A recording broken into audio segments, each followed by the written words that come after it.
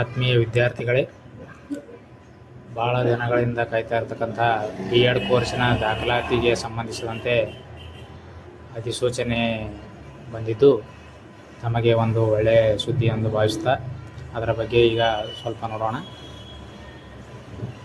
2025-26ನೇ ಸಾಲಿನ 2 ವರ್ಷದ B.Ed ಕೋರ್ಸ್ಗೆ ದಾಖಲಾತಿಗೆ ಅಧಿಸೂಚನೆಯನ್ನು ಮಾಡಲಾಗಿದೆ.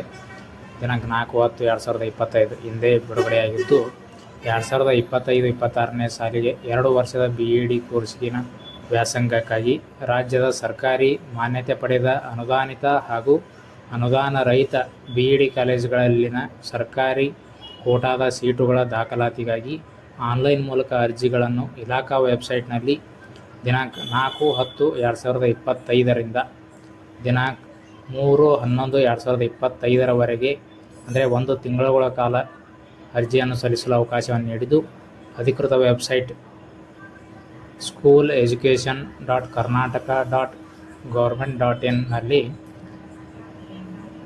ಅರ್ಜಿಯನ್ನು ಸಲ್ಲಿಸಬಹುದಾಗಿದ್ದು, ಈ ಅಧಿಸೂಚನೆಗೆ ಸಂಬಂಧಿಸಿದಂಥ ದಾಖಲಾತಿ ವೇಳಾಪಟ್ಟಿ, ಅರ್ಹತೆ, ಮೀಸಲಾತಿ, ಶುಲ್ಕ ಇತ್ಯಾದಿ ವಿವರಗಳು ಮತ್ತು ಜಿಲ್ಲಾವಾರು B.Ed ಶಿಕ್ಷಣ ಸಂಸ್ಥೆಗಳ ಪಟ್ಟಿಯನ್ನು ಕೂಡ ಈ ವೆಬ್ಸೈಟ್ನಲ್ಲಿ ನೀವು ನೋಡಬಹುದಾಗಿದ್ದು, ಅಭ್ಯರ್ಥಿಗಳು ಅಧಿಸೂಚನೆಯನ್ನು ಸಂಪೂರ್ಣವಾಗಿ ಓದಿ ಅರ್ಥೈಸಿಕೊಂಡು ಆನ್ಲೈನ್ನಲ್ಲಿ ಅರ್ಜಿ ಸಲ್ಲಿಸಲು ಈ ಅಧಿಸೂಚನೆಯ ಮೂಲಕ ತಮ್ಮ ಗಮನಕ್ಕೆ ತರಲಾಗಿದೆ.